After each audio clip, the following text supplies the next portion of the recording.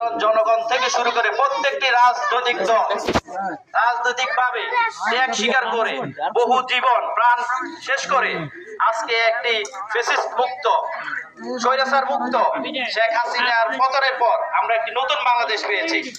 এই নতুন বাংলাদেশকে এগিয়ে নিয়ে যেতে হবে। এর জন্য আমাদেরকে রাষ্ট্রীয়ভাবে যেমন সংস্কারের কাজ চলতেছে তেমনি ভাবে আমাদেরকে প্রত্যেকটি পাড়ায় মহল্লায় বাড়িতে আমাদের আগামী নির্বাচনের প্রস্তুতি নিতে হবে। বাংলাদেশ জাতীয়তাবাদী দল বিএনপি, আপনারা জানেন শহীদ প্রেসিডেন্ট জিয়াউর রহমানের হাত ধরে বাংলাদেশকে একটি স্বাধীন দেশ দিয়েছে। সেই স্বাধীনতাকে রক্ষা করতে হবে আমাদের তৃণমূল মানুষকে, বাংলাদেশ জাতীয়তাবাদী দলকে। 1971 সালে মহান মুক্তিযুদ্ধের সময় এদেশের জনগণের প্রয়োজনে, দেশের প্রয়োজনে শহীদ প্রেসিডেন্ট জিয়াউর রহমান স্বাধীনতার ঘোষণার মাধ্যমে এদেশকে স্বাধীন করেছেন। আপনারা জানেন বাংলাদেশ জাতীয়তাবাদী দল বিএনপি কেন এত জনপ্রিয়তা সেটা জানেন? সেটা হচ্ছে বাংলাদেশ জাতীয়তাবাদী দল বিএনপি এদেশের সাধারণ মানুষের দল। বাংলাদেশ জাতীয়তাবাদী দল এদেশের খেটে খাওয়া মানুষ থেকে শুরু করে সকল শ্রেণী পেশার মানুষ এই দলের সাথে যুক্ত।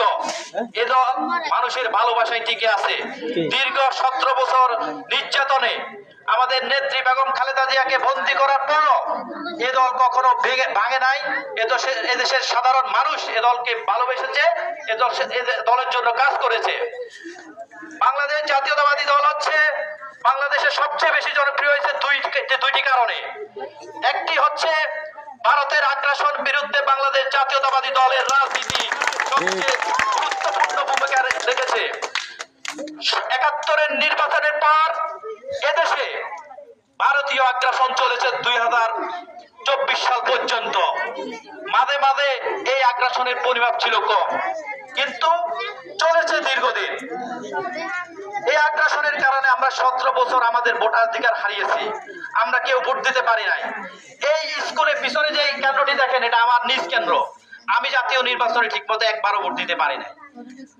এই এলাকার মধ্যে বিভিন্ন সন্ত্রাসী কর্মকাণ্ড হয়েছে। আমাদের এই দোকানগুলা দেখেন কত বিশিষ্ট।